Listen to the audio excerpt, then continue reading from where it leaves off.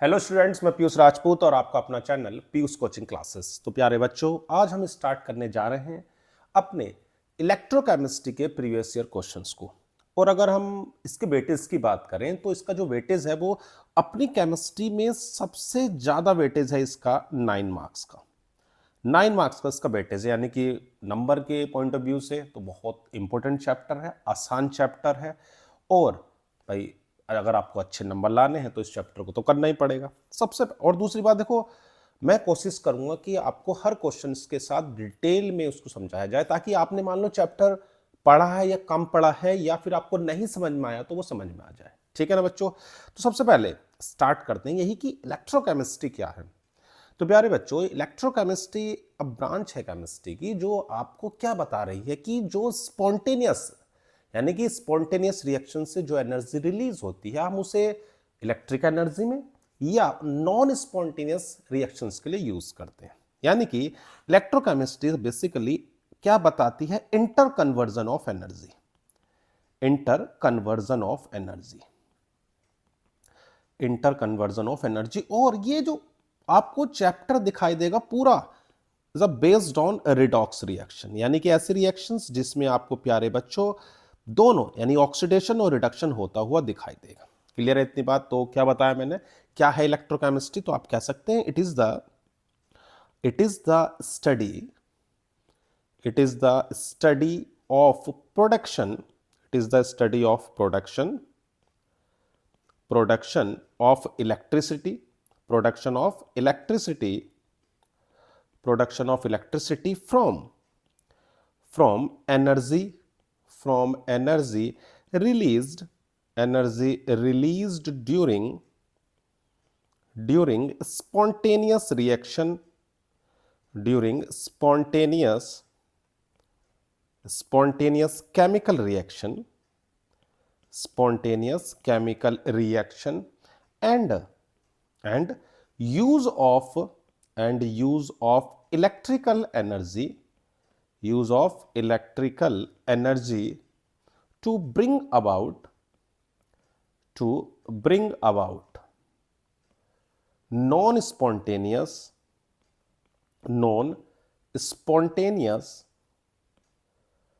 Chemical reaction. Clear है इतनी बात? कोई दिक्कत तो नहीं? इतनी बात तो देखो आपको समझ में आ गई होगी कि भाई इलेक्ट्रोकेमिस्ट्री ब्रांच है केमिस्ट्री की जो क्या बता रही है आपको कि जो भी स्पॉन्टेनियस रिएक्शन है उससे जो एनर्जी रिलीज हुई हम उसको इलेक्ट्रिक एनर्जी में या नॉन स्पॉन्टेनियस एनर्जी में यूज करते हैं। ठीक है, पूरी की पूरी बात समझ में आ गई। उस चैप्टर में अगर आप देखो तो आपको मेनली 8 चीजें ही पढ़नी है। सबसे पहले क्या पढ़ना है आपको? Electrochemical cell. ठीक है ना? मैं कोशिश तो आपको यही करूंगा कि हर टॉपिक में डिटेल में बताऊं। ठीक है भाई, इलेक्ट्रोकेमिकल सेल्स आपको पढ़ना है। दूसरा प्यारे बच्चों आपको गैल्वेनिक सेल, इलेक्ट्रोकेमिकल सेल हो गया, गैल्वेनिक सेल आपको पढ़ने हैं। आपको नर्स्ड इक्वेशन पढ़नी है। क्या पढ़नी है? Nursed equation. सबसे इंपॉर्टेंट टॉपिक यही है जिस पर आपको न्यूमेरिकल नजर आएगा। नर्स्ड इक्वेशन पर कंडक्टेंस आपको पढ़ना है। ठीक है, कंडक्टेंस ऑफ इलेक्ट्रोलिटिक सॉल्यूशन। मतलब ये वो टॉपिक है ऐसे 8 जो आपको मतलब आप छोड़ ही नहीं सकते उनको। कंडक्टेंस ऑफ इलेक्ट्रोलिटिक सॉल्यूशन आपको पढ़ना है।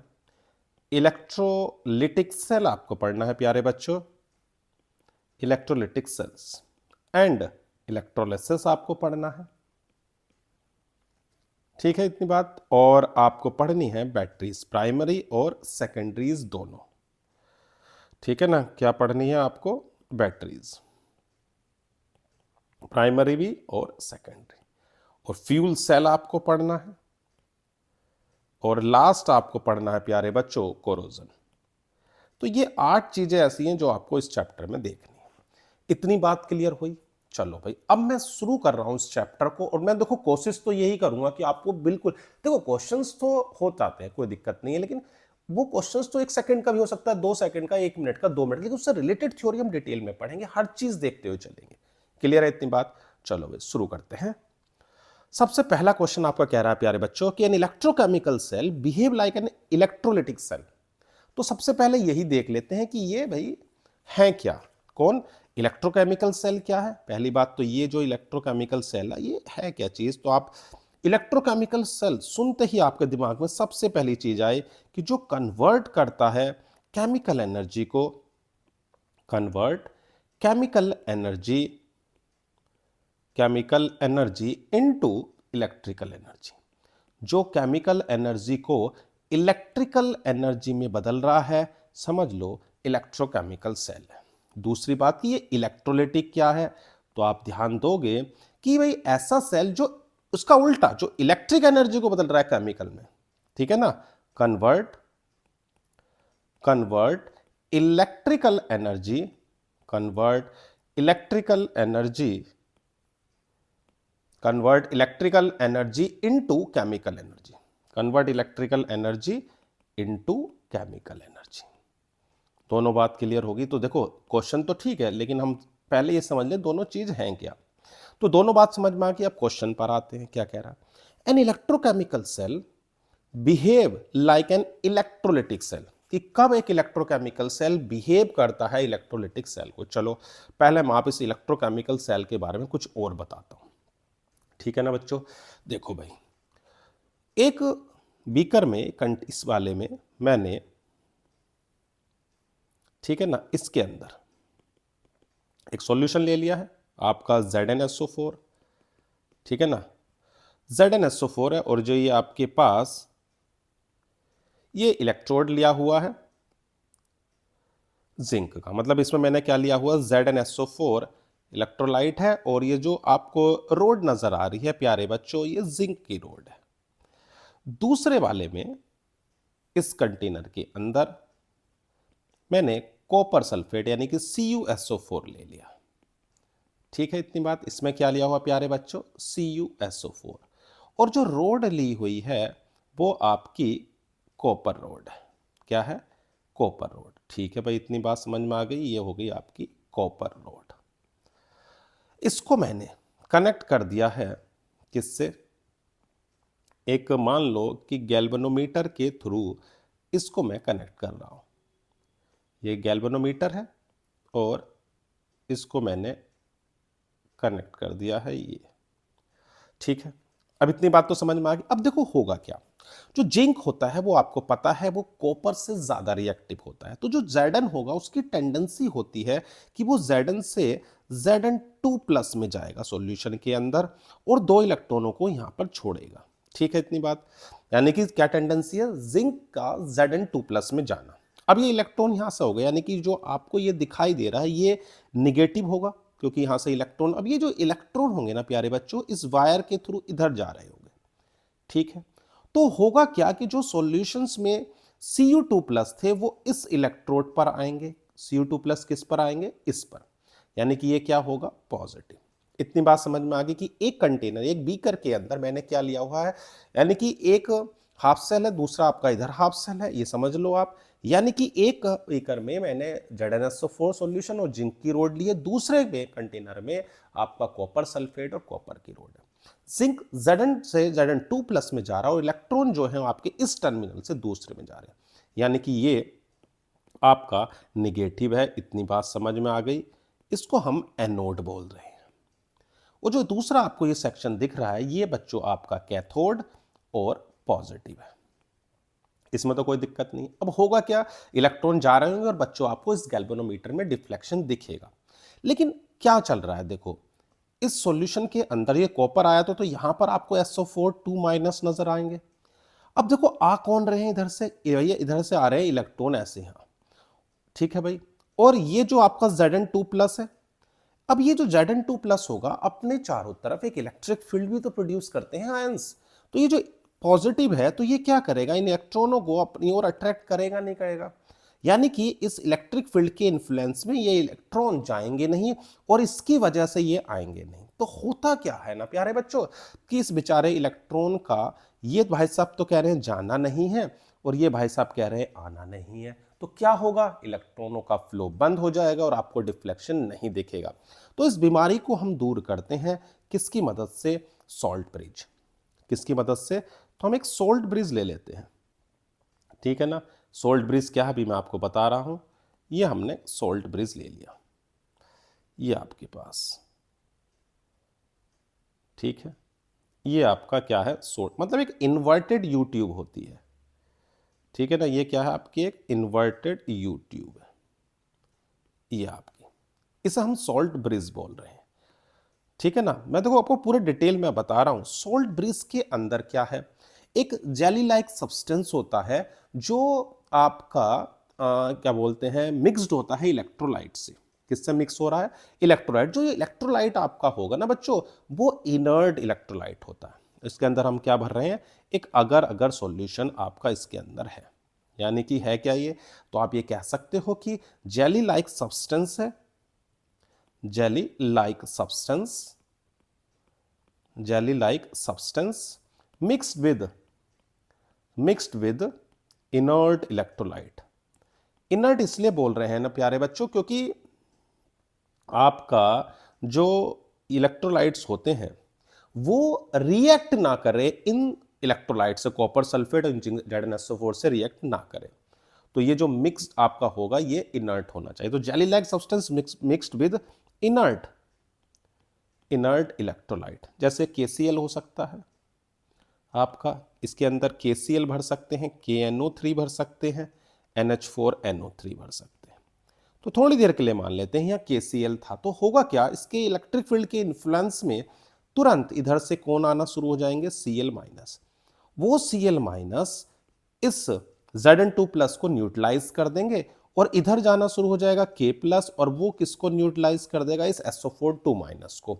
तो फिर से इन इलेक्ट्रॉन का फ्लो स्टार्ट हो जाएगा, ठीक है। यानी कि पूरे प्रोसेस में हुआ ये है कि केमिकल एनर्जी प्यारे बच्चों कन्वर्ट हो रही है किस में, इलेक्ट्रिक में। ये आपका निगेटिव है, एनोड है, इस पर ऑक्सीडेशन होता है प्यारे बच्चों, क्या होता है इस पर, ऑक्सीडेशन, और इधर आपका रिडक्शन होता है, ठीक है। कोई दिक्कत तो नहीं, यहां तक पूरी बात समझ में आ गई। ये पूरा आपका इलेक्ट्रोकेमिकल सेल का पूरा एक मैंने आपको डिटेल में बताया कि क्या क्या हो रहा है, कौन कर रहा है। लेकिन अब क्वेश्चन पर आते हैं। क्वेश्चन ये कह रहा था ना कि electrochemical cell behave like an electrolytic cell, कि कब बिहेव करेगा। चलो उसके बारे में बात कर लेते हैं। ये तो आपको समझ में आ गया ना। चलो भाई मैं फिर से इस डायग्राम को आपको बना के दिखा रहा हूं, ठीक है ना। ये आपके पास एक कंटेनर था, ठीक है। अब इस एक कंटेनर के अंदर मैंने किसको लिया था प्यारे बच्चों, ZnSO4 को, ठीक है ना। ये क्या था इसके अंदर, ZnSO4, ठीक है। और दूसरे कंटेनर में मैंने क्या लिया था, ये आपका था, इसके अंदर आपका क्या था, कॉपर सल्फेट CuSO4 को लिया था, ठीक है, इतनी बात। और इसके अंदर जो आपका कॉपर सल्फेट था, और दोनों में, एक वाले में तो मैंने जिंक रोड आपको लेके दिखाई थी, ठीक है ना। इसमें आपकी Zn था और इसमें आपकी कॉपर रोड थी, समझ में आ गई इतनी बात। इधर क्या था बच्चों आपका Zn, ये जिंक की रोड थी, और इधर आपका था ये आपका क्या है, Cu रोड। इतनी बात समझ में आ गई आपको। और यहां पर हमने क्या जोड़ा था, हाँ, इस तरह से आपका एक एक सेकंड, हाँ, यहां पर एक गैल्वेनोमीटर कनेक्ट कर दिया था दोनों का। ये आपका टर्मिनल पॉजिटिव था प्यारे बच्चों, ये नेगेटिव था। और इसके अंदर आपने एक इन्वर्टेड यू ट्यूब लगाई थी, जिसे आप क्या बोल रहे थे, सॉल्ट ब्रिज। चलो भाई उसे भी कनेक्ट कर देते हैं। ये आपका सॉल्ट ब्रिज है, चलो भाई ये हो गया सॉल्ट ब्रिज, ठीक है ना। ये सॉल्ट ब्रिज था और इसके अंदर KCl था, ये नेगेटिव था, ये पॉजिटिव था।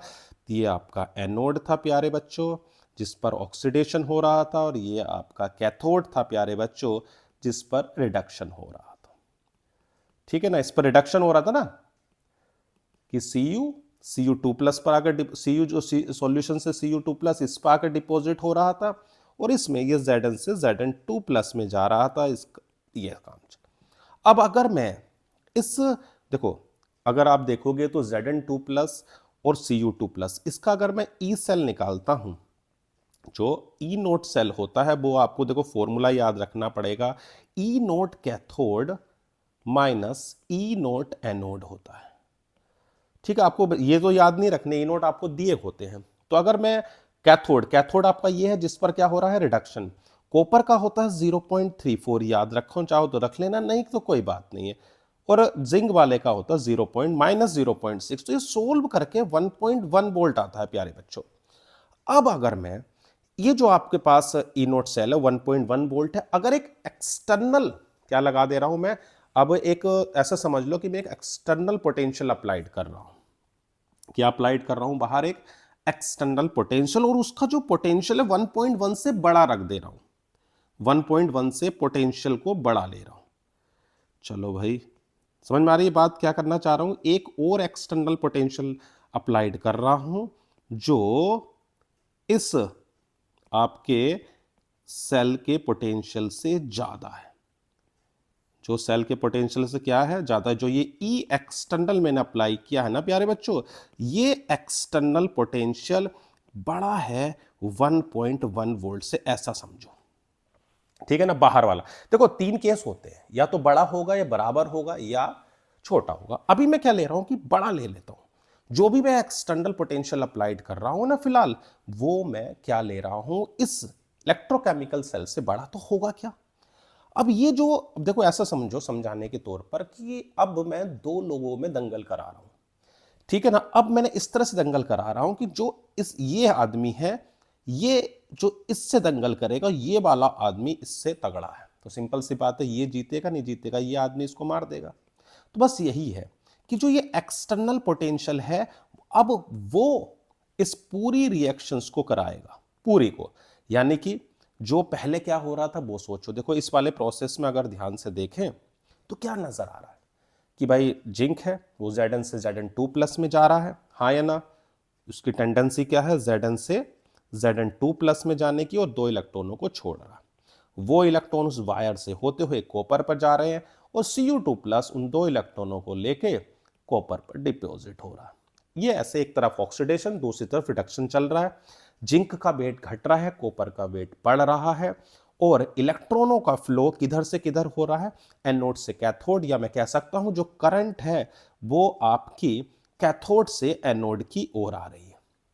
लेकिन अब एक्सटर्नल जो हमने अप्लाइड किया वो बड़ा है, वो इस पूरे सेटअप को उल्टा कर देगा, पूरे के पूरे सेटअप को क्या कर देगा, उल्टा। उल्टा इन द सेंस, अब क्या होगा, देखो बच्चों, अब होगा क्या कि जैसे ही आपने एक्सटर्नल पोटेंशियल को इस 1.1 वोल्ट से बड़ा किया, तो जो पहले इलेक्ट्रॉन जा रहे थे, किधर से किधर जा रहे थे, इलेक्ट्रॉन का फ्लो हो रहा था पहले जिंक से कॉपर, अब उल्टा होगा, उल्टा।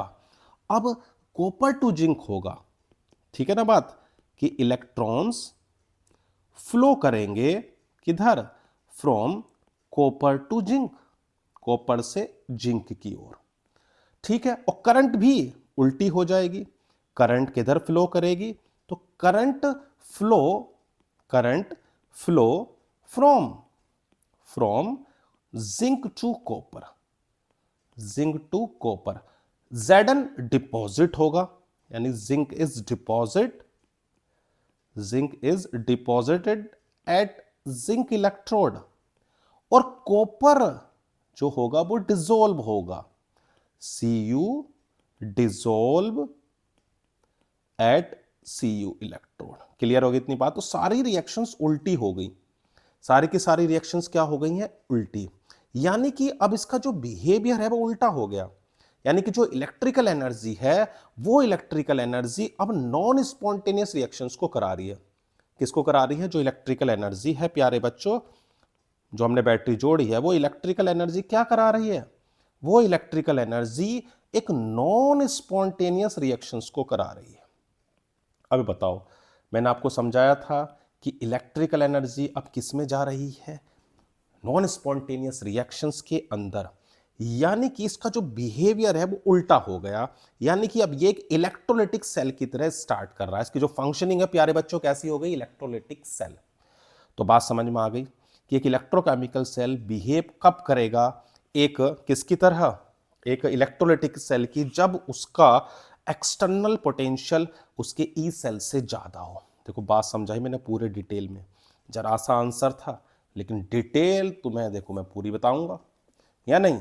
बात समझ में आ गई कि जैसे ही हमने एक एक्सटर्नल पोटेंशियल इस पोटेंशियल से ज्यादा किया, उसका बिहेवियर उल्टा हो गया, या नहीं? अब वो कैसा बिहेव करेगा? तो वो एक इलेक्ट्रोलाइटिक सेल की तरह फ्लो करेगा, यानी कि जो उसकी डायरेक्शन ऑफ इलेक्ट्रिक करंट थी वो रिवर्स हो गई।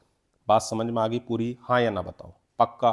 तभी देखो मैं अगले क्वेश्चन पर जाऊंगा। चलो भाई, क्या कहता है? Give 2 points of difference between electrochemical cell and electrolytic cell. तो देखो अभी एक तो अभी मैंने बताया कि भाई जो आपका इलेक्ट्रोकेमिकल सेल है, तो पहले हम इस इलेक्ट्रोकेमिकल सेल की बात करते हैं।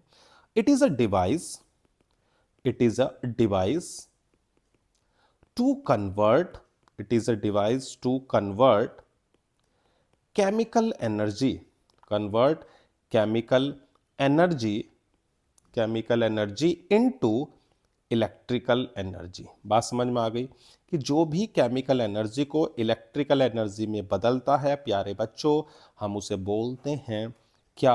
Electrochemical cell. और इलेक्ट्रोलाइटिक की बात करूं तो उल्टा, it is a device, it is a device to convert, to convert electrical energy, to convert electrical energy into chemical energy. बात समझ में आ गई? किसमें? इलेक्ट्रिकल एनर्जी को केमिकल एनर्जी में कन्वर्ट कर रहा है। चलो भाई, दूसरी बात क्या है? जो हमारे क्या नाम इलेक्ट्रोकेमिकल सेल में होता है वो रिडॉक्स रिएक्शन होती है जो स्पॉन्टेनियस है। It is based on redox reaction which is spontaneous, ये आप कह सकते हो। ठीक है ना? देखो डिफरेंस तो आप बहुत सारे लिख सकते हो कि देखो इसके अंदर आप सॉल्ट ब्रिज यूज करते हो, उसमें सॉल्ट ब्रिज यूज नहीं होता, ये भी लिख सकते हो। हाँ या ना? कि और इसमें इसके अंदर आप ये भी लिख सकते हो कि भैया ये स्पॉन्टेनियस रिएक्शन है, ये भी लिख दो, चाहो आपकी इच्छा है। It is based upon, it is based upon the redox reaction, based upon the redox reaction which is spontaneous. Clear है इतनी बात? इसमें जो भी आपकी रिएक्शंस है वो कैसी होगी? स्पॉन्टेनियस होगी। यानी कि आप ये कह सकते हो कि जो डेल्टा जी है ना इसका, वो प्यारे बच्चों निगेटिव होगा।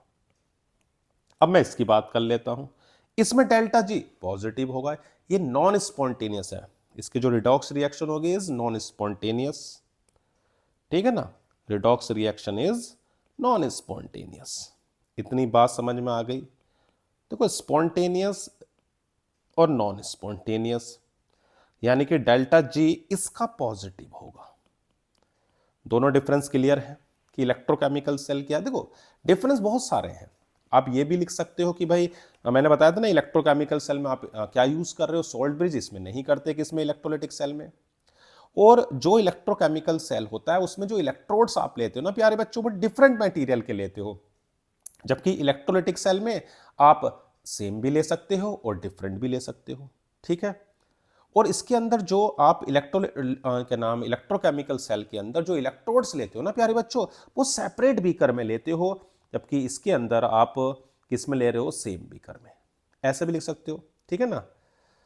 तो डिफरेंस तो बहुत सारे हो सकते हैं, आपकी जो इच्छा है आप वो लिखें, कोई दिक्कत वाली बात नहीं है। पक्का? चलो भाई, अब आता है डिफाइन इलेक्ट्रोकेमिकल सेल। वो आपने देख लिया। What happens if the external potential applied becomes greater than E nought cell. देखो मैंने आपको डिटेल में बताया अभी, हाँ या ना? चलो दोबारा देखते हैं क्या है। तो देखो इलेक्ट्रोकेमिकल सेल क्या है? Which convert chemical energy into electrical energy. ये तो एक लाइन में आप लिख लेना, convert chemical energy, convert chemical energy into electrical energy. जो केमिकल एनर्जी को इलेक्ट्रिकल एनर्जी में बदले वो आपका प्यारे बच्चों इलेक्ट्रोकेमिकल सेल। आप कह रहे what happens if external potential applied becomes greater then. मैंने अभी आपको बताया था कि अगर आप जो अप्लाइड कर रहे हैं ना एक्सटर्नल पोटेंशियल वो ज्यादा है ई नोड सेल से, तो क्या होगा? वो बिहेव करेगा एक इलेक्ट्रोलाइटिक सेल की तरह। किसकी तरह बिहेव करेगा? तो behave as an electrolytic cell, behave as an electrolytic cell। वो एक इलेक्ट्रोलाइटिक सेल की तरह बिहेव करता है और जो डायरेक्शन ऑफ करंट है वो रिवर्स हो जाती है। मैंने आपको देखो डिटेल में बताया भी है, हाँ या ना, कि direction of flow of current is reverse, ठीक है ना, इज रिवर्स। तो ध्यान रखोगे कभी भी अगर एक्सटर्नल पोटेंशियल इलेक्ट्रोकेमिकल सेल जो हो उसके ई नोट सेल से क्या है ज्यादा है तो उसकी नेचर यानी उसका बिहेवियर उल्टा हो जाएगा। बात समझ में आ गई है? पक्का। चलो भाई आगे बढ़ते हैं। क्या कह रहा है अगला question? The correct cell to represent the following reaction. देखो बच्चों, इससे पहले देखो, अब मैंने आपको बताया कि यह याद रखोगे कि जो भी इलेक्ट्रोकेमिकल सेल का रिप्रेजेंटेशन, एक छोटी सी याद रखो, लोन होता है ना, LOAN। देखो होता तो बहुत खतरनाक चीज है लोन, ठीक है, बेचारे ना भर पाए तो बैंक वाले बहुत परेशान करते हैं, लेकिन हमें तो अपनी केमिस्ट्री पढ़नी है तो हम क्या याद रखेंगे कि L4 होता है लेफ्ट, ठीक, O4 हमारा क्या है ऑक्सीडेशन, ठीक, A4 हमारा क्या है एनोड, और N4 हमारा क्या है प्यारे बच्चों निगेटिव, ठीक है ना। तो जब भी लेफ्ट में होगा उसका ऑक्सीडेशन होगा, वो एनोड होगा और वो निगेटिव होगा, और राइट वाला ठीक है उसका उल्टा होगा, ठीक है। अब देखो रिप्रेजेंटेशन की बात करें तो रिप्रेजेंटेशन में कुछ चीजें याद रखोगे। जो सिंगल डंडे होते हैं ये इंटरफेस होते हैं across which a potential difference exist, यानी कि ये जो डंडे हैं आपको फेज बता रहे हैं, फेज डिफरेंस देते हैं, यानी कि ऐसा इंटरफेस जिसके अक्रॉस आपका पोटेंशियल डिफरेंस है वो आपके डंडे, यानी कि Zn से देखो क्या बन रहा है, देखो Zn2+ बन रहा है, ऑक्सीडेशन लेफ्ट में लिखना है, यानी कि Zn से प्यारे बच्चों Zn2+ में जा रहा है, ठीक। ये जो सिंगल डंडा मैंने क्या बताया, interface across which a potential difference exist, वो आपकी सिंगल वर्टिकल लाइन को शो कर रहा है। और जो अब आता है सोल्ट ब्रिज, जो सोल्ट ब्रिज होता है वो आपका दो डंडे दिखाते हैं, ठीक है, इतनी बात। अब Ag+ से क्या हो रहा है, Ag में रिडक्शन हो रहा है, तो यानी कि ये हो जाएगा आपका Ag+ से Ag। तो लेफ्ट में आपका ऑक्सीडेशन रहेगा, राइट में आपका रिडक्शन रहेगा, और जो बीच में दो डंडे हैं ना प्यारे बच्चों, ये सॉल्ट ब्रिज को दिखा रहे हैं। किसको दिखाते हैं? सॉल्ट ब्रिज, ठीक है। वो जो सिंगल डंडा है ये किसको दिखा रहा है? इंटरफेस अक्रॉस द, देखो हर चीज पता हो कि कौन क्या दे रहा, across which a potential difference exist, ठीक है, इतनी बात, कोई दिक्कत तो नहीं है, पक्का। तो Zn से Zn2+ और Ag+ से Ag। अब बताओ कौन सा ऑप्शन है? तो भैया आपका ऑप्शन है डी, कोई दिक्कत तो नहीं, क्लियर है ना। चलो भैया आगे बढ़ते हैं। If the standard electrode potential of electrode is greater than 0 then we can infer that it is। देखो बच्चों कुछ चीजें हैं, आपने इलेक्ट्रोकेमिकल सीरीज तो पढ़ी होगी, नहीं भी पढ़ी चलो मैं आपको थोड़ा सा बता दूं, बाद में मैं इसको डिटेल में आपको बताऊंगा। होता क्या है कि जो भी आपके पास एक्टिव मेटल्स होती हैं, एक्टिव मेटल्स क्या होती हैं? एक्टिव मेटल, ठीक है, उनकी टेंडेंसी क्या होती है? इलेक्ट्रॉन को लूज करने की टेंडेंसी होती है प्यारे बच्चों। किसको? इलेक्ट्रॉन को लूज करने की, यानी कि वो इलेक्ट्रॉन को लूज करती हैं। ये बात क्लियर है, हाँ या नहीं बताओ। अब उनका जो स्टैंडर्ड इलेक्ट्रोड पोटेंशियल होता है कि इनका इन एक्टिव मेटल का स्टैंडर्ड इलेक्ट्रोड पोटेंशियल निगेटिव होता है। क्या होता है? Standard electrode potential negative. तो उनकी टेंडेंसी क्या है? इलेक्ट्रॉन को लूज करना। अब जो दूसरी होंगी, जो कम रिएक्टिव मेटल्स होती हैं, उनकी टेंडेंसी क्या होती है? क्या होती है? उनकी टेंडेंसी होती है इलेक्ट्रॉन को लूज करने की नहीं है, बहुत मुश्किल से वो इलेक्ट्रॉन को लूज कर पा रही है जो हाइड्रोजन से नीचे है। इतनी बात क्लियर होगी। तो मैं क्या बता रहा हूं, जो एक्टिव मेटल्स है उनकी आपकी जो स्टैंडर्ड इलेक्ट्रोड पोटेंशियल है, क्या है? Standard electrode potential, standard electrode potential, standard electrode potential जिनका निगेटिव होगा वो क्या करेंगे? लूज करेंगे इलेक्ट्रॉन को। किसको लूज करेंगे? इलेक्ट्रॉन को। और जिनका जिनका स्टैंडर्ड इलेक्ट्रोड पोटेंशियल कैसा होगा? पॉजिटिव होगा, तो वो भाई साहब क्या करेंगे? आप देखो एक छोटी सी चीज है, अगर मैं ओवरऑल बताऊं, जिनका स्टैंडर्ड इलेक्ट्रोड पोटेंशियल निगेटिव है, ठीक है, तो वो और क्या होना चाह रहे हैं, ऑक्सीडाइज। और जिनका इलेक्ट्रोड पोटेंशियल पॉजिटिव है, निगेटिव वाले क्या होने चाह रहे हैं, ऑक्सीडाइज, इलेक्ट्रॉन को लूज करके। और जिनका स्टैंडर्ड इलेक्ट्रोड पोटेंशियल पॉजिटिव है ना प्यारे बच्चों, वो आपके क्या करते हैं, रिड्यूस होने, यानी कि वो अपने रिड्यूस फॉर्म में ज्यादा स्टेबल है, सीधी सी बात है। तो जिनका भी standard electrode potential greater than zero यानी कि पॉजिटिव है, वो प्यारे बच्चों रिड्यूस्ड फॉर्म में स्टेबल होते हैं। दोबारा से बता दे रहा हूं मैं कि भाई जो आपके एक्टिव मेटल्स हैं उनका जिनका भी स्टैंडर्ड पोटेंशियल नेगेटिव होता है, वो इलेक्ट्रॉन को लूज करते हैं, वो ऑक्सीडाइज होते हैं, ठीक है ना। और जो दूसरे आपके जिनका स्टैंडर्ड इलेक्ट्रॉन पोटेंशियल पॉजिटिव होता है, वो आपके क्या होते हैं, रिड्यूस होते हैं, और वो अपनी रिड्यूस फॉर्म में ज्यादा स्टेबल होते हैं। क्लियर है इतनी बात?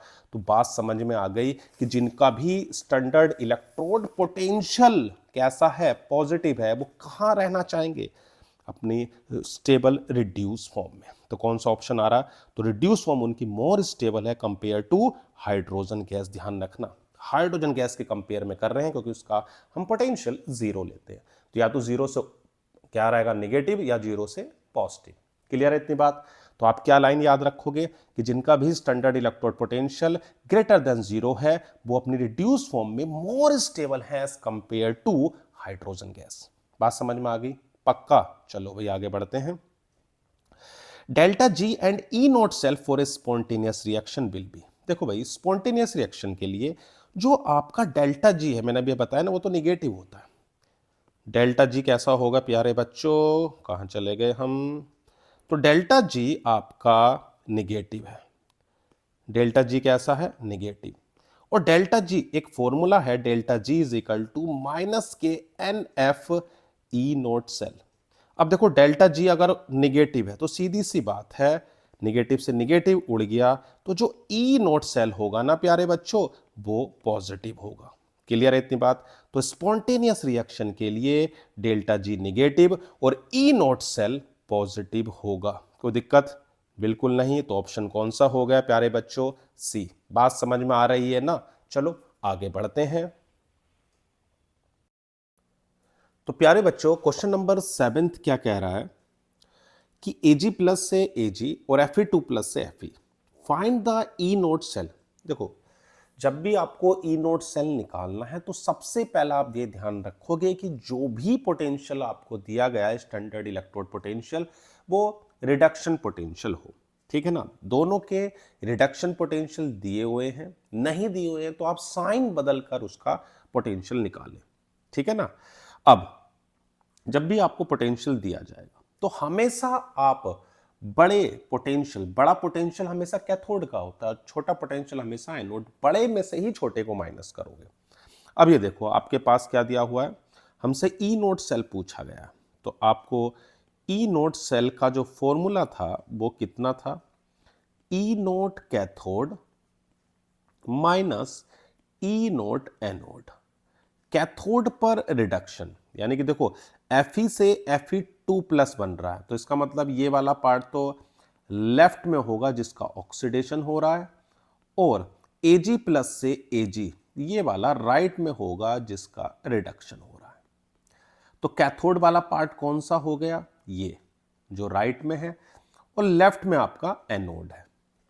दोनों के पोटेंशियल रिडक्शन पोटेंशियल दिए हुए हैं। अब आप देखो कैथोड मतलब 0.80 माइनस 0.44, तो ये माइनस माइनस आपका प्लस हो जाएगा और आ जाएगा 1.24 वोल्ट। क्लियर है इतनी बात? तो क्या ध्यान रखोगे, हमेशा पोटेंशियल स्टैंडर्ड रिडक्शन पोटेंशियल होगा और ई नोट कैथोड माइनस ई नोट एनोड होगा। तो ऑप्शन आपको ये डी ऑप्शन आपका नजर आ रहा है। कोई दिक्कत तो नहीं है? क्लियर है बात? चलो भाई, consider the following electrode potential. देखो फिर चेक करो क्या सभी के इलेक्ट्रोड पोटेंशियल कैसे दिए हुए हैं, रिडक्शन है, हाँ है, ठीक है। आगे बढ़ते हैं। What is the cell reaction and potential for the spontaneous reaction that occur. अब देखो आपके पास जो रिएक्शंस है, देखो होगा क्या, जो आपका पोटेंशियल कम है, कम किसका है, इसका। तो ये क्या होगा आपका एनोड, और एनोड पर क्या होता है प्यारे बच्चों, ऑक्सीडेशन। तो यानी कि एसन से आपका, एसन से क्या बन रहा होगा प्यारे बच्चों, Sn2+। कैसे पता चला, देखो मैं फिर से बता रहा हूं, पहले आप ये चेक करें कि जो भी पोटेंशियल आपको दिया हुआ है क्या वो पोटेंशियल रिडक्शन है, हाँ। अब उसमें छोटे वाले को देखो, जो छोटा वाला होगा वो आपका एनोड, और जो बड़ा वाला होगा प्यारे बच्चों वो कैथोड। और एनोड पर क्या होता है, तो एनोड पर आपका होता है ऑक्सीडेशन, करा दिया। कैथोड पर क्या होता है, रिडक्शन, करा देते हैं रिडक्शन। तो Fe3+ plus electron gives Fe2+। Clear है इतनी बात, इसमें तो कोई दिक्कत वाली बात नहीं। अब आप क्या करोगे, सबसे पहले इसके इलेक्ट्रॉनों को बैलेंस करोगे। तो ऊपर तो आपके 2 इलेक्ट्रॉन हैं और नीचे वाले में 1 है, तो आप नीचे वाली इक्वेशन में 2 से मल्टीप्लाई कर दो और ऐड कर दो, ठीक है ना।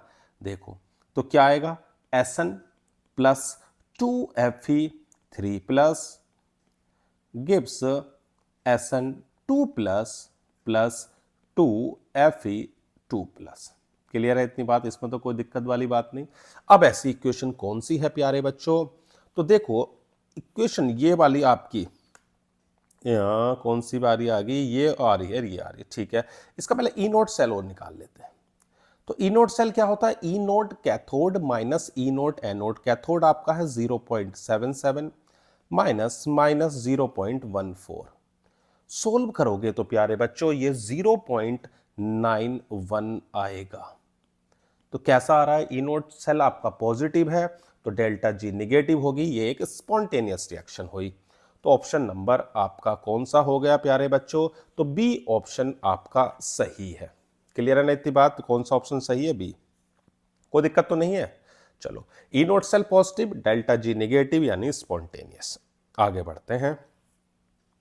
Calculate the EMF of the following cell at 298 kelvin. ठीक है भाई, क्या क्या दिया हुआ है, पहले देखो रिएक्शन जरूर लिखें।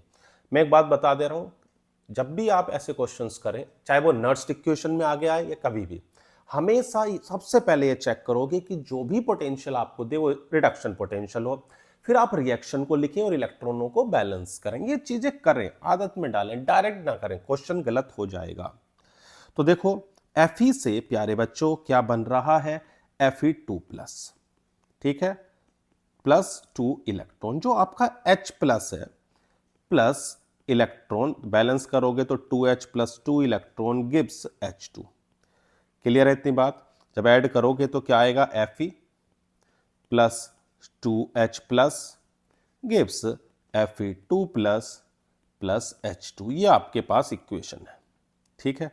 अब आपके पास ईएमएफ आपको निकालना है, तो आपने इक्वेशन पढ़ी होगी, नर्स्ड इक्वेशन क्या कहती थी, E cell is equal to E note cell minus 0.059 upon 591 भी ले सकते हो, 59 भी, कोई दिक्कत नहीं है, 0.059 अपॉन 2 लॉग कितना आ जाएगा।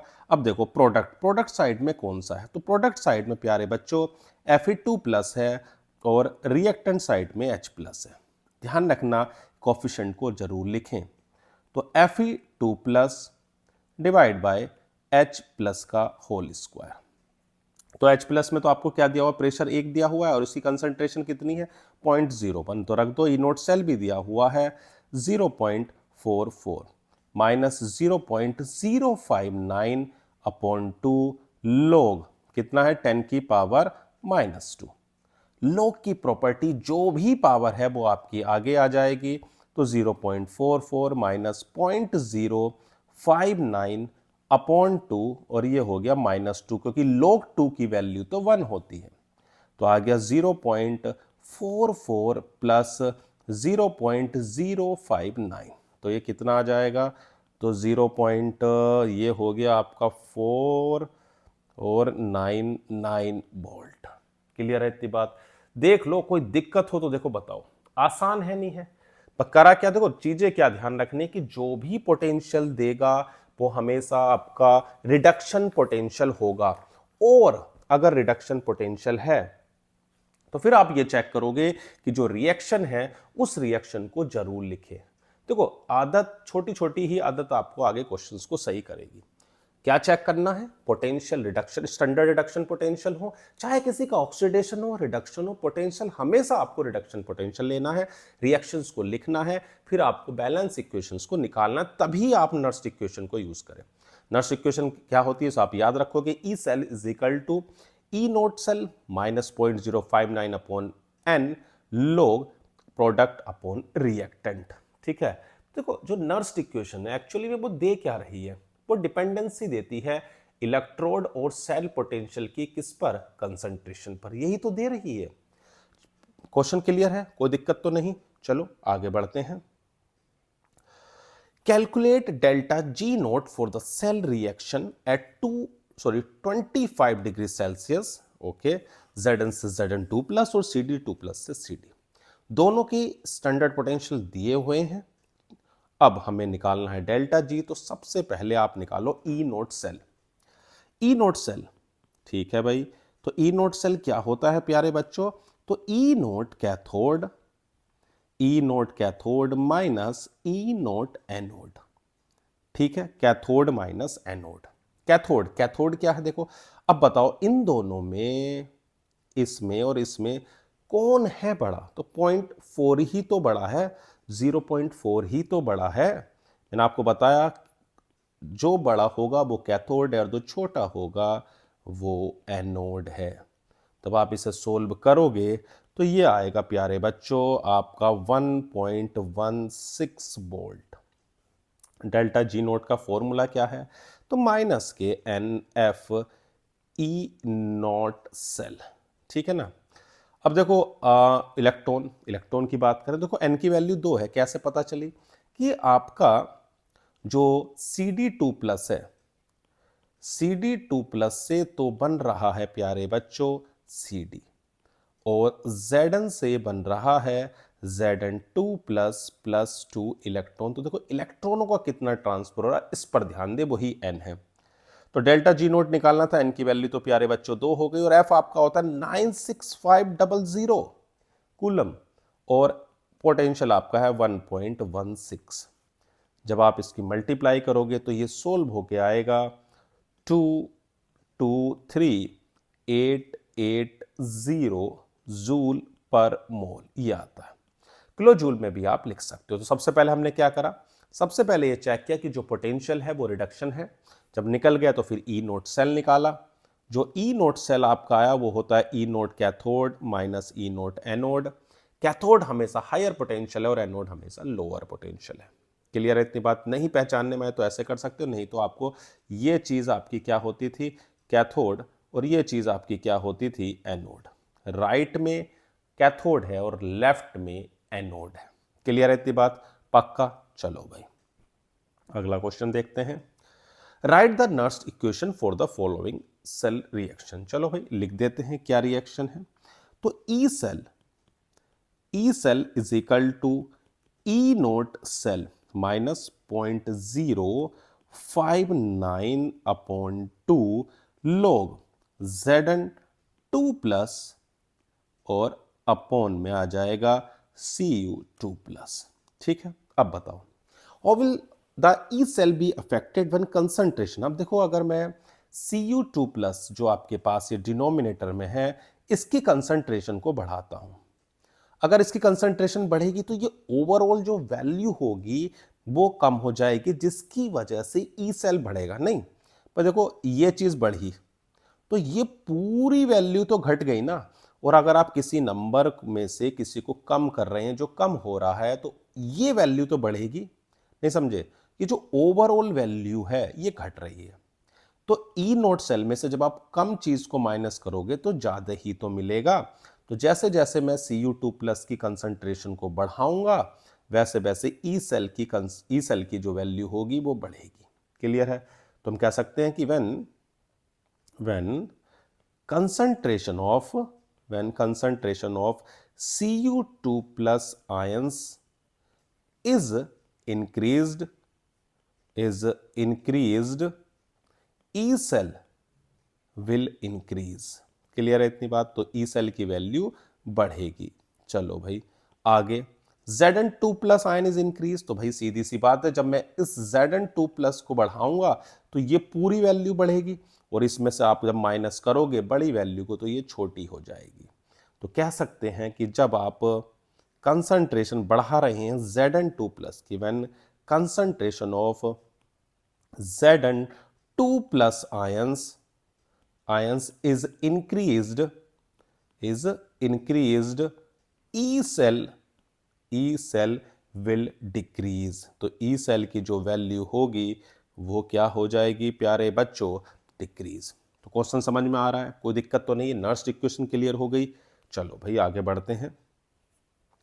For an electrochemical cell give the cell representation and also write the Nernst equation for the above cell. अब देखो Mg से जब मैं Mg2 प्लस में जा रहा हूं तो क्या हो रहा है प्यारे बच्चों, ऑक्सीडेशन। तो ऑक्सीडेशन किधर आता है, लेफ्ट में, यानी कि Mg से बन रहा है प्यारे बच्चों Mg2 प्लस, फिर ये आपका सोल्ट ब्रिज, और Ag प्लस से जा रहा है किसमें, Ag में। ठीक, अगर मैं नर्स इक्वेशन की मदद से देखूं तो होता है E cell is equal to E nought cell minus 0.059 upon 2, 2 electron है, log Mg2 प्लस। अब देखो बैलेंस भी तो करनी पड़ेगी, मैं आपको फिर से आपको रिएक्शंस भी लिख के दिखा रहा हूं कि Mg से क्या बना था प्यारे बच्चों, Mg2 प्लस, ठीक है, ऑक्सीडेशन हो रहा था 2 प्लस प्लस 2 इलेक्ट्रॉन, और जो Ag प्लस है ना उससे क्या हुआ है, प्लस इलेक्ट्रॉन गिव्स Ag। अब जब इसको बैलेंस करोगे तो यहां 2 से मल्टीप्लाई करनी पड़ेगी, तभी तो इलेक्ट्रॉन बराबर होंगे, या नहीं, तो बनेगा क्या, Mg plus 2Ag plus gives Mg2 plus plus 2Ag। देखो जो अगर हम बैलेंस नहीं करते ना तो दिक्कत देखो क्या आती है, ये जो दो है ये छूटने के चांस रहते हैं, तो हमेशा रिएक्शन को बैलेंस करो। अब आपका जो डिनोमिनेटर में है वो आ जाएगा Ag प्लस का स्क्वायर। क्लियर है इतनी बात, तो गलती ना हो, मैं फिर से कह रहा हूं रिएक्शन को जरूर लिखें, रिएक्शन नहीं लिखोगे तो गलती होने के चांसेस हैं। क्लियर है इतनी बात, कोई दिक्कत तो नहीं। तो आपके पास नर्स इक्वेशन हो गई, आगे बढ़ रहे हैं। चलो भाई, calculate the EMF of the following cell. ठीक है भाई, आपको सेल रिप्रेजेंटेशन दिया हुआ है, ई नोट की वैल्यू दी हुई, सबसे पहले ई नोट सेल निकालते हैं फिर आगे बढ़ेंगे, ठीक है ना। तो पहले ही चेक करो क्या ये दोनों पोटेंशियल रिडक्शन है, Ni2 प्लस Ni, और हाँ रिडक्शन है, ये भी रिडक्शन है, बात सही है, जो बोल रहा हूं चेक करो, करो तो करो, ठीक है ना। तो ई नोट सेल निकालते हैं, पहला काम। तो ई नोट सेल मैंने आपको बताया था, ई नोट कैथोड माइनस ई नोट एनोड है। कैथोड यानी कि आपका ये है और ये आपका एनोड है। तो पोटेंशियल की अगर बात करें तो हो जाएगा माइनस का 0.25 माइनस माइनस 1.66, सोल्व करोगे तो आ जाएगा 1.41 वोल्ट। ठीक, ये लिख दिया। अब आगे चेक करते हैं, रिएक्शंस लिखते हैं। रिएक्शन की अगर मैं बात करूं तो Al से, किससे, Al से क्या बन रहा है, Al3 प्लस प्लस 3 इलेक्ट्रॉन, और अगर मैं Ni की बात करूं तो Ni2 प्लस से आपका बन रहा है Ni। अब हमें इलेक्ट्रॉनों को बैलेंस करना है, कैसे करें, देखो ऊपर कितने इलेक्ट्रॉन हैं, तो भैया 3 है, तो ऊपर वाले में आप 2 से मल्टीप्लाई कर दो, नीचे 2 है तो उसमें 3 से कर दो, तभी तो 6 होंगे ना भाई, 6 कब होंगे। अब मैं अगर ऊपर करा तो आया 2Al, नीचे आपका हो रहा है 3Ni2 प्लस, रिएक्शन जरूर बैलेंस करना, वरना तो गलती होने के चांसेस हैं। क्लियर है ना बात इतनी। अब देखो, अब आपने ये लिखा तो आपको कोफिशिएंट नजर आ रहे होंगे, ठीक है ना। अब अपनी नर्स इक्वेशन लिखते हैं, ठीक है ना। चलो भाई नर्स इक्वेशन पर आते हैं, क्या कहती है।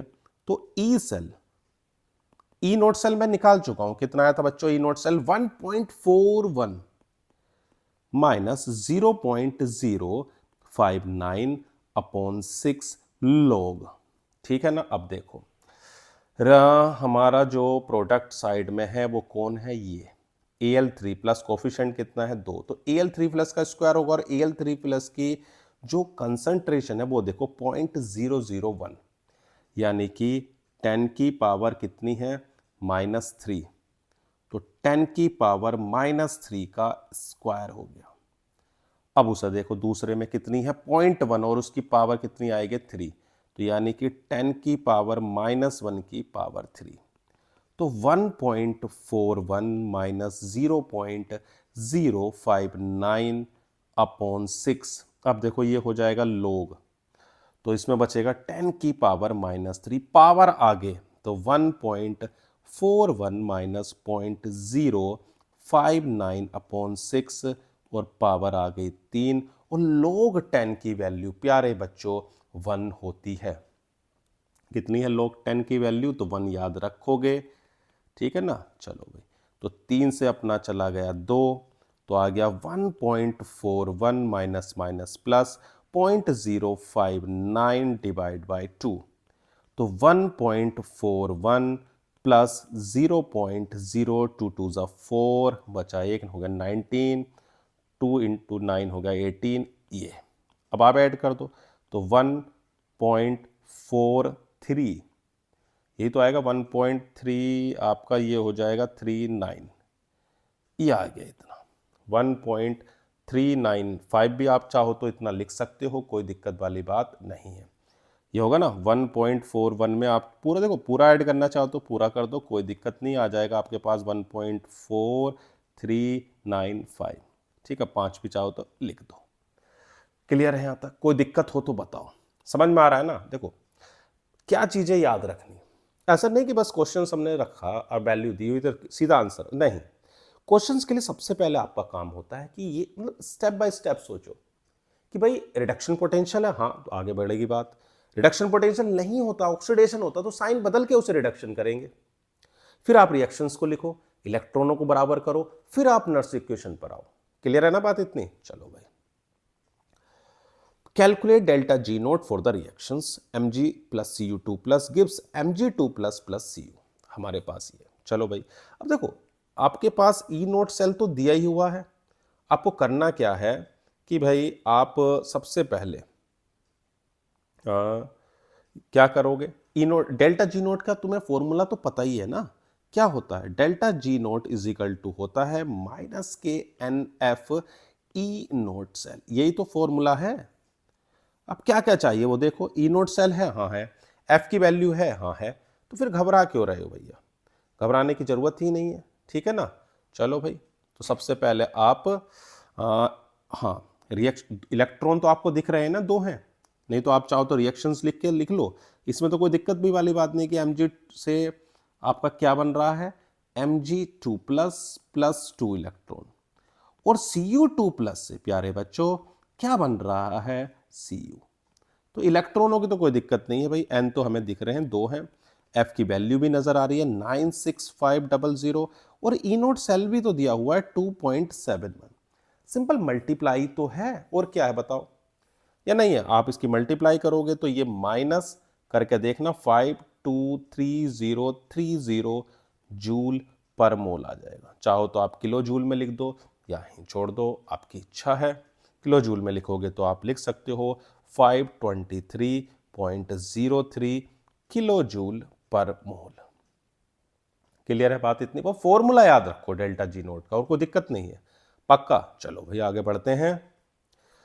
Equilibrium constant Kc for the given cell reaction is 10, calculate. देखो भाई इक्विलिब्रियम कंडीशन कब आती है, इक्विलिब्रियम कंडीशंस आप देखोगे कि 2 अलग अलग बीकर में अलग अलग प्रोसेस चल रहे हैं, एक में ऑक्सीडेशन है तो एक में रिडक्शन है, एक में कंसंट्रेशन बढ़ रही है सॉल्यूशन की तो एक में कंसंट्रेशन घट रही है। कभी ना कभी तो ऐसा होगा कि दोनों तरफ की कंसंट्रेशन का जो रेट होगा बराबर हो जाए, नहीं होगा, वही इक्विलिब्रियम कंडीशन होती है। और इक्विलिब्रियम कंडीशन आने पर प्यारे बच्चों ई सेल की वैल्यू 0 होती है, याद रखना।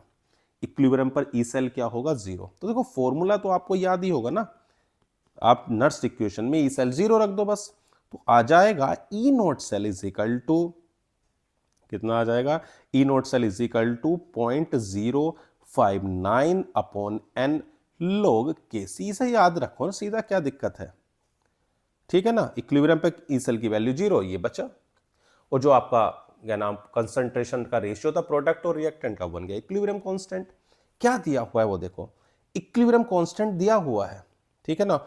और आप देखोगे तो इलेक्ट्रॉन तो दो दे ही रहे हैं, साफ दिखाई दे रहे हैं, n की वैल्यू 2 है, तो 0.059 अपॉन 2 log 10, और log 10 होता है 1, तो आ जाएगा 0.0295 वोल्ट।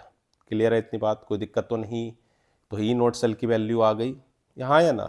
फॉर्मूले याद रखो, नर्स्ट इक्वेशन याद है तो आप समझ लो बोर्ड में क्वेश्चन तो आपका पक्का है, पक्का। बढ़े आगे, चलो भाई। Write the Nernst equation, calculate the EMF of the following cell at 298 kelvin. ठीक है भाई, चलो भाई, जो जो दिया हुआ है, सबसे पहला काम हमारा क्या होता है, ये चेक करना कि क्या पोटेंशियल रिडक्शन है। हाँ है। चलो पहले ई नोट सेल निकालते हैं। तो ई नोट सेल होता है प्यारे बच्चों, ई नोट कैथोड माइनस ई नोट एनोड। ठीक है ना इतनी बात।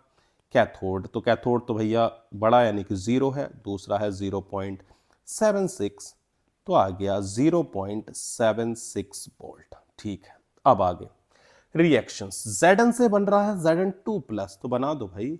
Zn से जा रहा है Zn2 प्लस प्लस 2 इलेक्ट्रॉन, और H प्लस यानी कि बैलेंस तो आप करोगे 2H plus plus 2 electron gives H2। दोनों को अब आप तो आ जाएगा इतना, इक्वल रखने पर Zn plus 2H plus gives Zn2 plus plus H2। चलो भाई, ये तो होगी अपनी बैलेंस्ड यानी कि टोटल रिएक्शन। अब लिखते हैं नर्स्ट इक्वेशन। क्या कहती थी, E cell is equal to E note cell, यानी कि ई नोट सेल तो हमारे पास है माइनस 0.059 अपॉन टू लोग देखो प्रोडक्ट में कौन है तो Zn2 प्लस है, हाँ ठीक है, और रिएक्टेंट में आपका H प्लस है। ठीक है ना। अब कंसंट्रेशन तो दे ही रखी है ना, चलो रख देते हैं वैल्यू। तो कितनी आएगी, ई नोट सेल कितना निकल के आया था 0.76, 0.059 अपॉन 2 log। देखो क्या कंसंट्रेशन है Zn2 प्लस की, तो 10 की पावर -3 है, और इसकी 10 की पावर -2 है। ठीक है ना, तो 10 की पावर -3 और नीचे हो जाएगा 10 की पावर -2 का स्क्वायर, यही तो आएगा। तो हो जाएगा 0.76 0.059 अपॉन 2 log 10, 10 ही तो होगा, नीचे 4 में से 3 गए, और log 10 की वैल्यू 1, तो 0.76 माइनस 0.0295। तो सोल्व करोगे तो 0.73 के आस, देखो भाई माइनस आप कर लेना आराम से। कैसे, देखो 0.7600 जो भी बढ़ाने हैं, दूसरी तरफ है 0.295। ठीक है ना इतनी बात। चलो अब आप माइनस करोगे तो क्या आएगा, 10 में से 5 गए, कितने बचेंगे 5, 9 में से 9 गए 0, कोई दिक्कत वाली बात नहीं है, और ये हो गया 5 में से 2 गए 3, 7, तो 0.7305 आप लिख सकते हो, कोई दिक्कत वाली बात नहीं है। 0.73 भी चल जाए, कोई दिक्कत नहीं। कोई दिक्कत हो बताओ। देखो नर्स्ट इक्वेशन है, चीजें कुछ याद रखो, सीधा फॉर्मूला लगाओ, कोई दिक्कत नहीं होगी, आप बहुत आसानी से कर सकते हो। बहुत बढ़े आगे, चलो भाई। Calculate delta G note and low के सी फॉर द फॉलोइंग सेल। ठीक है भाई, ई नोट सेल हमें दिया हुआ है, एफ दिया हुआ है, तो भाई सबसे पहले क्या निकालो, ई नोट सेल। ओके, चलो बढ़ते हैं इसमें। ई नोट सेल की वैल्यू है, एफ की वैल्यू है, ओके, आपके पास Ni से Ni2 प्लस बन रहा है, Ag प्लस से बन रहा है, ओके ओके ओके। चलो ई नोट सेल तो दिया, और डेल्टा जी चाहो तो आप सीधा निकाल सकते हो। डेल्टा जी नोट की वैल्यू क्या थी, -KNF ई नोट सेल।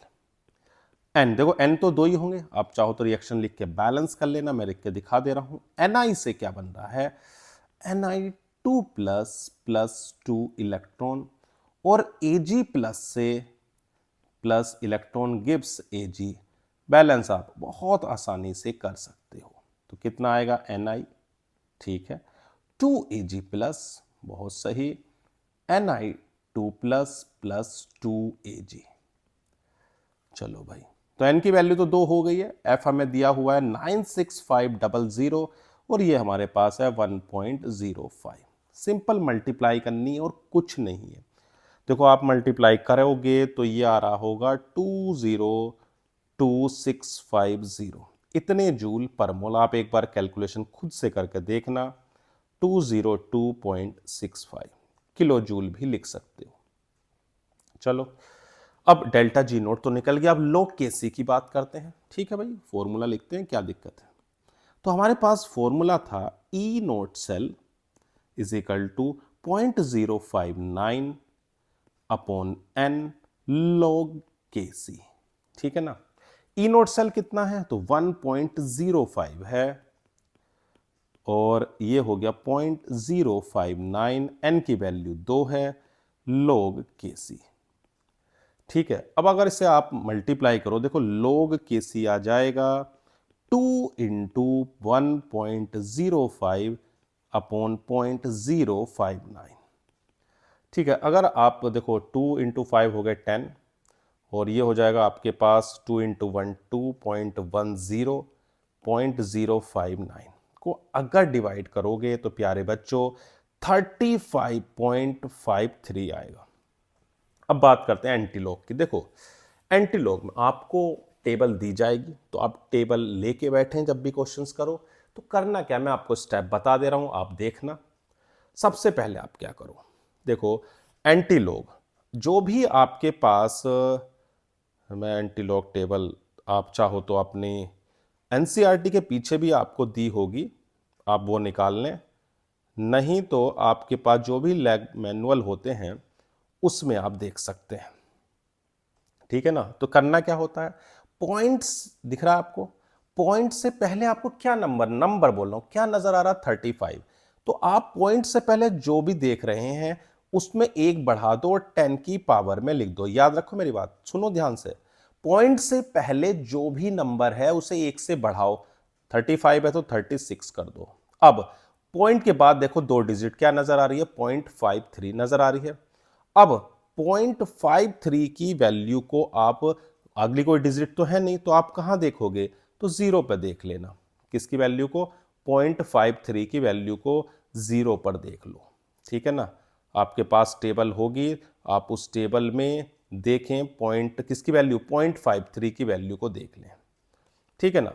तो जो वैल्यू आएगी, मैं तो देखो डायरेक्ट लिख रहा हूं तो आपको दिखाई दे रही होगी, 0.338 लिख दिया अप्रोक्स। तो आपका आंसर होगा 3.38 इंटू 10 की पावर 35। आप टेबल में देखना कि सबसे पहले क्या, कि पॉइंट से पहले जो भी नंबर है उसे एक बढ़ाओ 10 की पावर में लिख दो। पॉइंट के बाद दो डिजिट की वैल्यू को तीसरे पे देख लो, डिजिट नहीं है तो आप अपने दिमाग में जीरो मान लो। कोई दिक्कत हो तो देखो बताओ, देखनी आपको ही पड़ेगी। ठीक है ना, आपको ही देखनी है, ऐसा नहीं है कोई आएगा आपके देखने के लिए। टेबल देखें, आप बहुत आसानी से देख सकते हैं जैसे मैंने आपको बताया है। ठीक है ना। चलो भाई अगले क्वेश्चन की ओर बढ़ते हैं। Calculate the EMF of the following cell at 298 kelvin. आपके पास सेल रिप्रेजेंटेशन है, Fe से Fe2 प्लस और H प्लस से H2। ठीक है, अब गिवन नोट सेल तो दिया ही हुआ है, कोई दिक्कत वाली बात ही नहीं है। चलो सबसे पहला काम क्या है कि हमें जो पोटेंशियल था वो तो जरूरत ही नहीं पड़ रही, नोट सेल दिया ही हुआ है। रिएक्शन को देखते हैं। Fe से क्या बन रहा है, तो भैया Fe से बन रहा है Fe2 प्लस प्लस 2 इलेक्ट्रॉन, और H प्लस से जो बन रहा है वो है H2। तो बैलेंस आप कर लेना, यहां दो यहां दो। आप जब रिएक्शन को ऐड करोगे तो देखो क्या आएगा, Fe plus 2H plus gives Fe2 plus और प्लस H2। क्लियर है इतनी बात। अब आप रिएक्शन लिख सकते हैं, नर्स इक्वेशन लिख सकते हैं। क्या कहती थी, E cell is equal to E note cell minus 0.059 upon 2 log product में कौन है, तो Fe2 प्लस है और रिएक्टेंट में आपको दिख रहा होगा H प्लस का स्क्वायर। ई नोट सेल दिया हुआ है 0.44, 0.059 अपॉन 2 लोग Fe की कंसंट्रेशन कितनी है, तो 10 की पावर -3 है और ये हो जाएगा 10 की पावर -2 का स्क्वायर।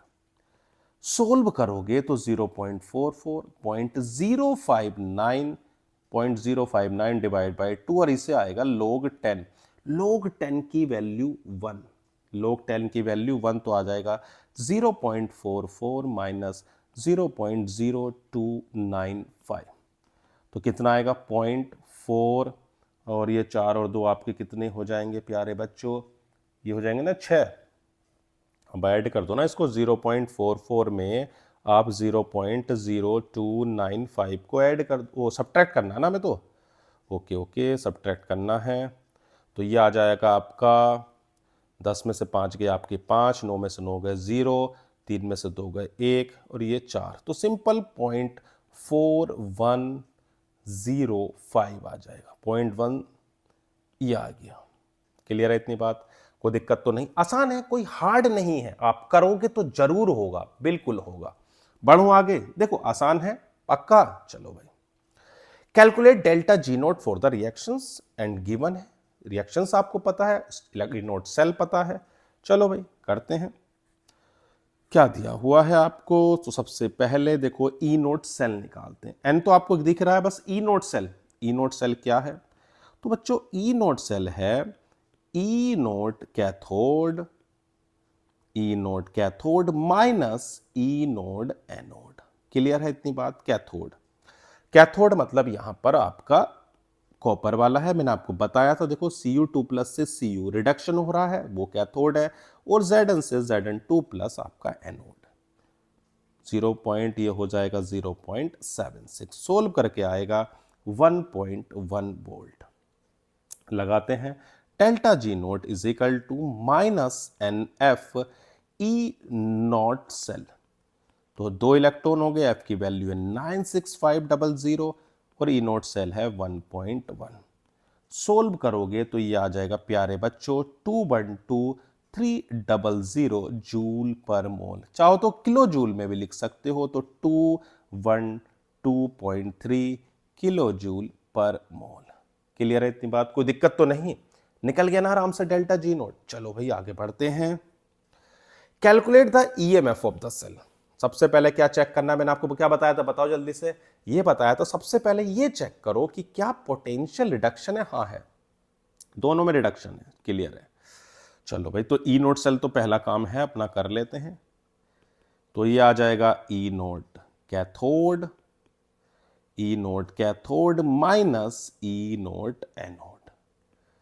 चलो, यानी कि 0.80 माइनस 0.76, तो ये आ गया प्यारे बच्चों आपका, कितना आएगा ये, दोनों को अगर आप माइनस करोगे तो आएगा 1.56 वोल्ट, निकल गया।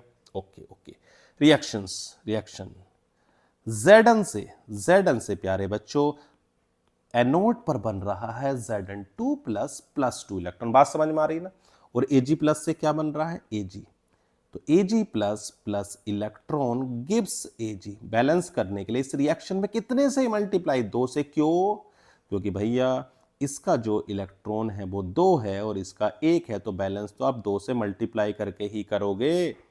चलो भाई, आता है Zn 2Ag+ gives Zn2+ +2Ag। Clear है इतनी बात, कोई दिक्कत तो नहीं।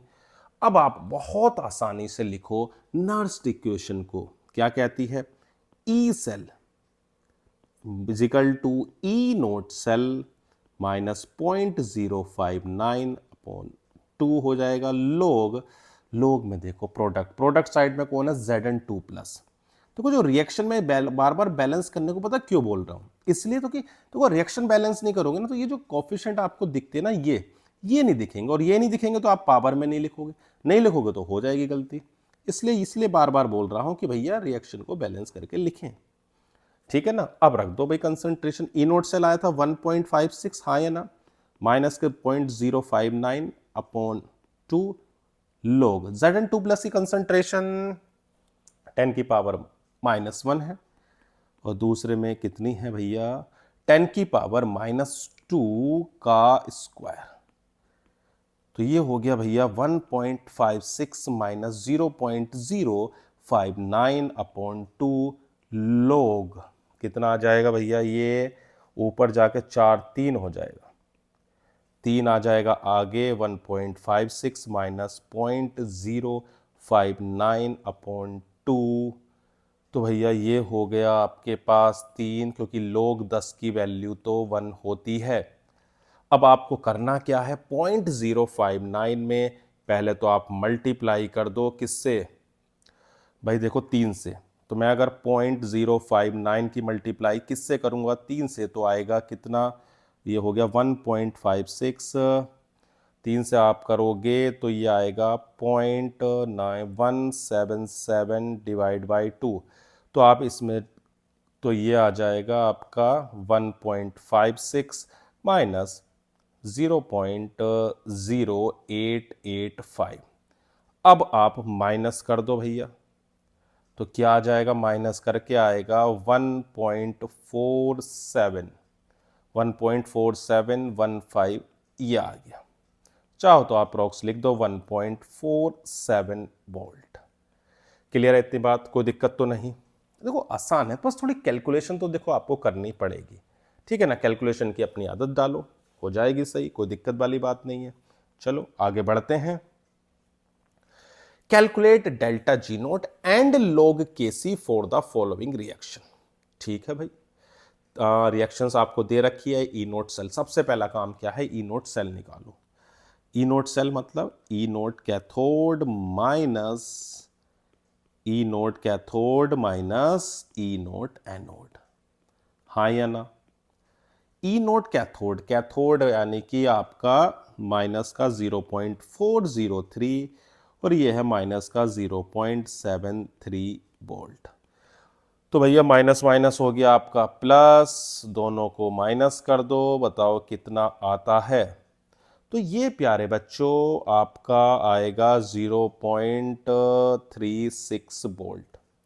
फॉर्मूला आपके पास था, कितना था? E note cell is equal to 0.059 upon N log K सी। सही है? तो लोग के सी कितना होगा? ई नोट सेल है 0.36 और देखो एन की वैल्यू 2 है, 2 ही तो आएगी एन की वैल्यू, कोई दिक्कत थोड़ी है, इंटू 2.059। तो लोग के सी, आप अगर लोग के सी को निकाल रहे हैं तो ये सिंप्लीफाई करके आता है आपका 0 पॉइंट, देखो ऊपर 6, ये हो जाएगा 72.059। तो लोग के सी की जो वैल्यू होगी वो आ जाएगी 12.20। ठीक है ना? अब मैंने आपको बताया था क्या, एंटी लोग में पॉइंट से पहले क्या नंबर है? 12, तो एक बढ़ा दो, 10 की पावर में लिख दो, 13 लिख दो। अब 0.20 की वैल्यू 0 पर देख लो, हाँ या ना?